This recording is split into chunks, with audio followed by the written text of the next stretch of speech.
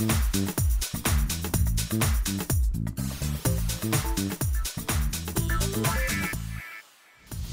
and welcome to the Fast Track Travel Clinic with me, Simon Calder, and let's start with the bitter winter weather that disrupted flights to, from and within Europe in the second half of January.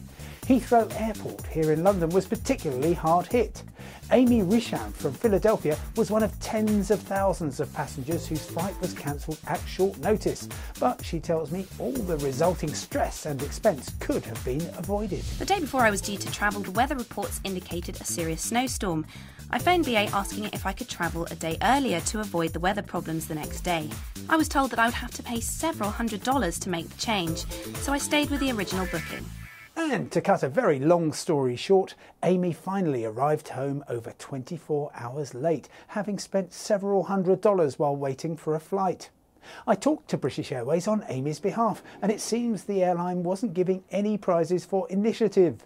BA would allow free changes to people booked to travel on the day the storm hit, but only for later dates, not for earlier.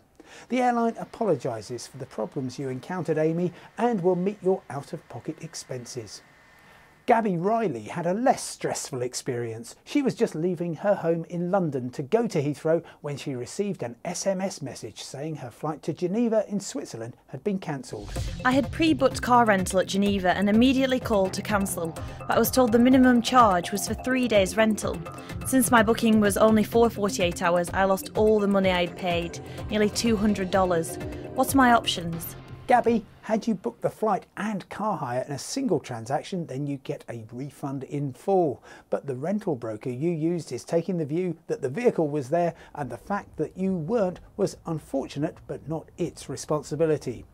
Check the small print of your travel insurance policy, which may possibly offer some compensation, and if that doesn't work, then talk to the airline. Although it has no legal obligation, you may be able to get something, even if it's only frequent flyer points. Susan Heffley from near Milan in Italy booked a series of flights from Stockholm out to Mumbai and back to her home city with Turkish Airlines. All the flights operated as normal, but she wasn't on board. Because of a situation at home, I wasn't able to use them. I asked about getting a refund of the taxes, as that's something the company wouldn't have to pay. But I was told I would only get about $50 instead of the $300 I originally paid for taxes. Susan, I'm afraid you've discovered one of the many hidden imbalances in air travel. In common with other carriers, Turkish Airlines adds a fuel surcharge, typically $240, as a carrier-imposed fee, alongside genuine government taxes and airport charges. When you seek a refund, the airline keeps the fuel surcharge. Sometimes it's worth paying a higher fare that buys you the flexibility to postpone a trip rather than risk losing almost all the cash you've invested in the fare. For your itinerary, it would have cost an extra $700. Finally, Maria O'Brien is off to the USA. We're flying to Boston for 3 days and then on to Atlanta.